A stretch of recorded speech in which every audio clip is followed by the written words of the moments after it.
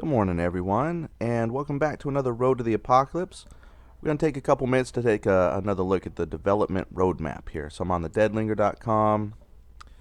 Let's scroll on down to the roadmap. So we recently got into talking about the creatures. We talked about grappling and biting was the last one.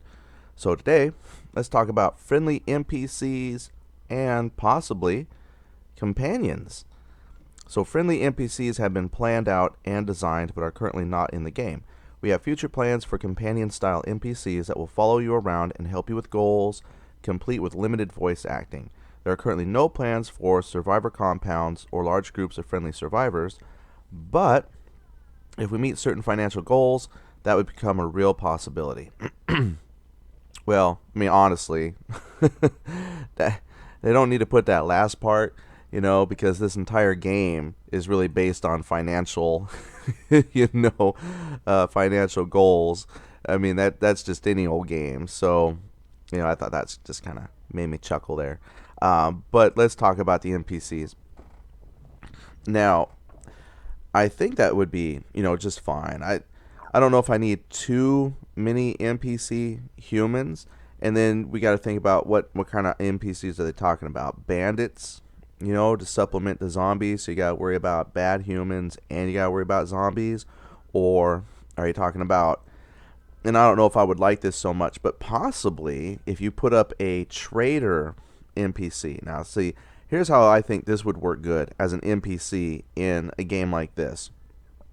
Make your middle person and like the middleman kind of a thing. So you got this NPC who's the trader, and the way it works is you can go to the trader and then either buy from it, but it's only going to be things that players have put up there. So it's kind of like your marketplace. So instead of you trying to sell or trade things, you can put it on this NPC and then set it up for bartering.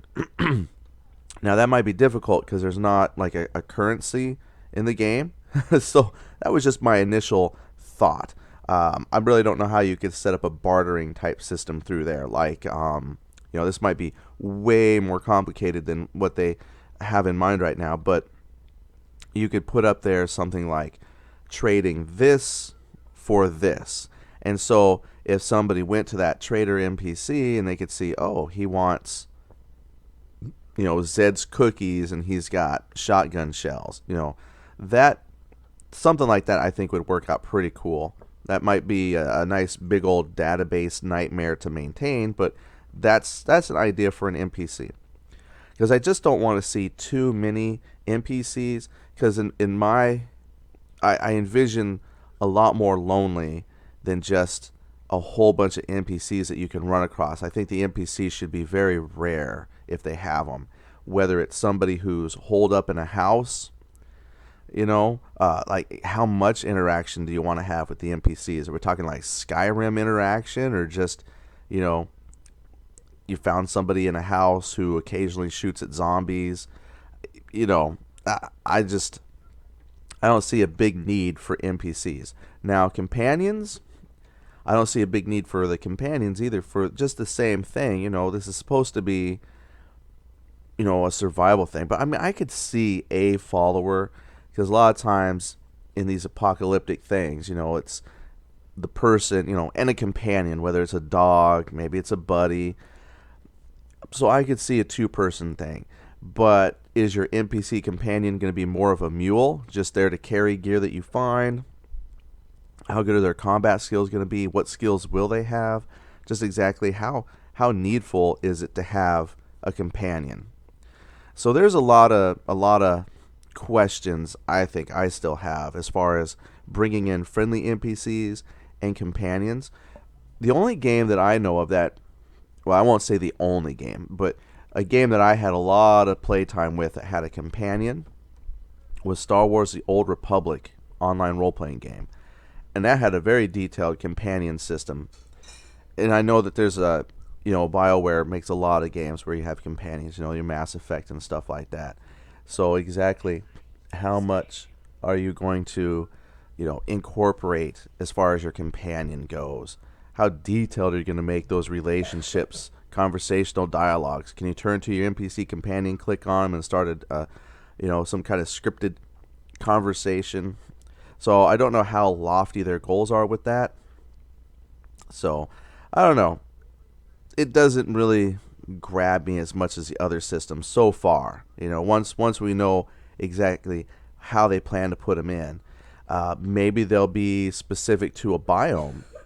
So let's say they eventually someday put in like a military rec. Maybe that's where you'll find a soldier NPC. Maybe if they put in like the hospital stuff, you might come across a doctor who can heal you up. It's just hard to say what they want to do. It's only 10%, and I think that 10% is, more again going with a lot of the other systems. This is what they have written down on paper as they would like to include, but just haven't really programmed any of it in. Especially with voice acting. Yeah, I'm curious to see, that would be fun.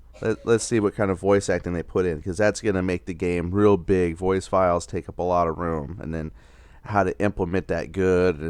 Are they going to sync up the mouth when they talk? I don't know. I get scared when the game that I have like this, which when you play multiplayer, it should really be inhabited by other players. And the NPCs, it kind of makes it almost feel like now it's becoming more gamey. I hope NPCs are some of the very last things that they consider putting in. I hope so. But let's take a look at this next one, because it goes with it. The hostile survivor NPCs. So they got friendly NPCs who could potentially help you out. And then, like I mentioned, are they going to put bandits? So hostile NPC survivors have been planned out and designed, but are currently not in the game. Military aside, there will be plenty of crazed survivors out in the wild, perhaps taking pot shots at you as you cross the street and pinning you down with sniper fire. We want these encounters to be unique and ruthless, not only to break up the pace of the usual zombie hordes, but to add an element of raw surprise to a lonely and desolate world. And that's fine. But I think, from a single player game, that would be okay.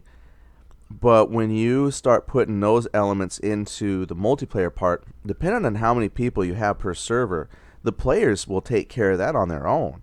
I mean, you just hit YouTube and you start watching DayZ videos, and you're going to find there are people out there who are more than happy to play bandits and just go grief people and ruin their day. That is such a common thing that you hear about when you play a game like DayZ. So it would be tough to have not only the computer-controlled bandits, the player-run bandits, and the zombies, all of that coming after you. That's going to make for a short survival experience.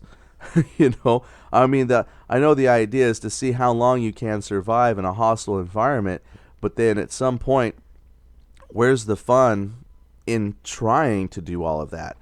I could see hostile survivor NPCs, if they're few and far between, much like the friendly NPCs. I just don't need a whole lot of them. I still like the focus as being on the zombies and having your, varied amounts of zombies. But if you're going to put all that in, it would be nice if in their options you can select maybe a density, how many you want, if you want them at all. Maybe a checkbox where you can put friendly NPCs but turn off the hostile NPCs, but allow you to cater that gaming experience to what you want to be in. See, since I'm not a big fan of having all these NPCs around, I'm thinking more of the zombies or potentially multiplayer. I'm just interacting with the folks who are on that particular server. Then, maybe we'll just turn NPCs off altogether.